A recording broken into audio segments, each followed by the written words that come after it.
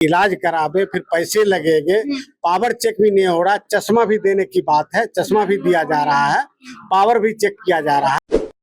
और मेनली मोतियाबिंद एक ऐसी बीमारी है जो सभी किसी न किसी को लगता ही है जब उम्र होता है तब। किसी किसी को कम एज में भी हो जाता है, किसी को ज्यादा एज में होता है, लेकिन होता है।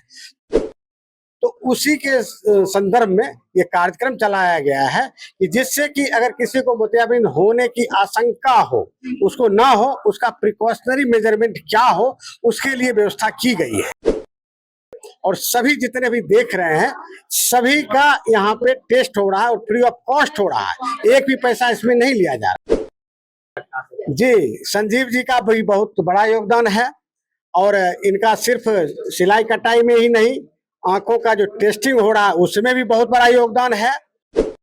नमस्कार, प्रणाम, मैं रश्मि और आप लोग देखना स्टार्ट कर दिया है आर बिहार न्यूज। मैं बेगूसराय जिले के तेघरा विधानसभा में हूँ, अम्बा में, और यहाँ पे देख सकते हैं कि चंद्र प्रकाश जी के द्वारा जो यहाँ पे कार्य किया जा रहा है बहुत ही नेक और सराहनीय कार्य है। यहाँ पे देख सकते हैं कि सिलाई कटाई प्रशिक्षण कार्यक्रम तो चल ही रहा था और साथ ही यहाँ पे देखेंगे कि अखंड ज्योति आई हॉस्पिटल भी यहाँ पे इनका जो एक प्रयास है कि जो खास करके फाइनेंशियली प्रॉब्लम से जूझ रहे थे, उनको सही से इलाज नहीं हो पा रहा था, उन लोगों के लिए यहाँ पे जो देखेंगे कि मुफ्त में यहाँ पे जांच शिविर लगाया गया है। और यहाँ पे देखेंगे कि सैकड़ों की संख्याओं में यहाँ पे यहाँ के समाज सेवी जो लोग हैं वो भी आए हुए हैं और साथ ही जो यहाँ के पब्लिक है वो भी आई हुई है और यहाँ पे सेवा ले रही है। बाकी क्या कुछ कहना चाहेंगे, आइए जानने का प्रयास करते हैं। और हमारे यहाँ पे चंद्र प्रकाश सर भी आए हुए हैं, उनका क्या कहना है अम्बा के वासियों के लिए, चलिए उनसे भी जानने का प्रयास करते हैं। और सर, यहाँ पे जो चंद्र प्रकाश जी के द्वारा कार्य किया जा रहा है, क्या कुछ कहना चाहेंगे उनके बारे में और साथ ही समाज के बारे में? हम तो ये पिछले 8 साल से करीब करीब ये सब प्रोग्राम करते हैं।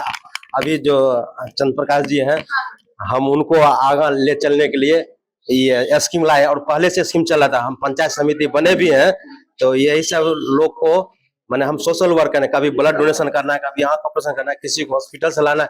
और हर साल 10-11 लड़की कन्या जो निःशुल्क शादी करवाते हैं, ये सब मेरा स्कीम चलता है। इसलिए लोग हमको जानते हैं, इसलिए हमको खैर पंचायत प्रतिनिधि बना दिए हैं। अब हम सर को आगे इस काम में सहयोग करना चाहते हैं। वासियों के लिए क्या कहना है जो आप लोगों को इतना सपोर्ट करते हैं? अम्बा वासी को बहुत बहुत धन्यवाद देते हैं। अम्बा वासी ने चिल्हाय पंचायत के लोगों को धन्यवाद देते हैं जो हमको इस मुकाम पर लाए हैं, और हम साथ साथ अपना साथ सर को भी आगे लेकर चले। और इतने लोगों को फ्री ऑफ कॉस्ट आप आंख का चश्मा और आंख का दवाई सबको दिलवा रहे हैं, यह जनता समझ रही है। और जनता आपके साथ आकर्षित क्या हो रही है या नहीं? देखिए, जनता आकर्षित तो होगी ही। जनता का एक ही मुद्दा था कि यहाँ रोजगार नहीं है, तो रोजगार सृजन करके दे रहे हैं। शिक्षा का अलख नहीं जग रहा है, तो आपको बेगूसराय जिला जो है पूरे भारत में टॉप में आया शिक्षा का अलग जगाने में। 112 राज्यों को जब सर्वेक्षण हुआ था तो अपना बेगूसराय जिला टॉप पे आया था, तो कहीं न कहीं तो टॉप हम हो रहे हैं। दूसरी बात है, जो शिक्षा का अलग है उसको तो छोड़िए, अब बात होता है रोजगार सृजन का। रोजगार सृजन के मामले में हम आगे बढ़ रहे हैं और पूरे विधानसभा को मैं गोद लेना चाह रहा हूँ। एक में गांव को गोद लेता है, 2 गांव को गोद लेता है, मैं पूरे 72 गांव को गोद लेने की तैयारी कर रहा हूँ। पूरे 72 गांव को गोद लूंगा और उसी सिलसिले में ये सब एक छोटा सा, एक बहुत बड़ा योगदान नहीं बोल सकते, छोटा योगदान है। तो क्या कहेंगे अंतोगत तो आप पूरे विधानसभा क्षेत्र वासियों को, और जो भी आपसे जो कहीं कहीं मुखातिब हो रहे हैं या फिर जो आपको देख रहे हैं, उनको क्या कहेंगे आप? देखिए, मैं उनको यही बोलूंगा कि आपने लगभग आजादी के 78 साल हो गए और जितना पिछड़ा अपना तेघरा जो है प्रखंड है या तेघरा विधानसभा है, उतना बिहार के दूसरे स्टेट में चले जाइए, कितना उन्नत है।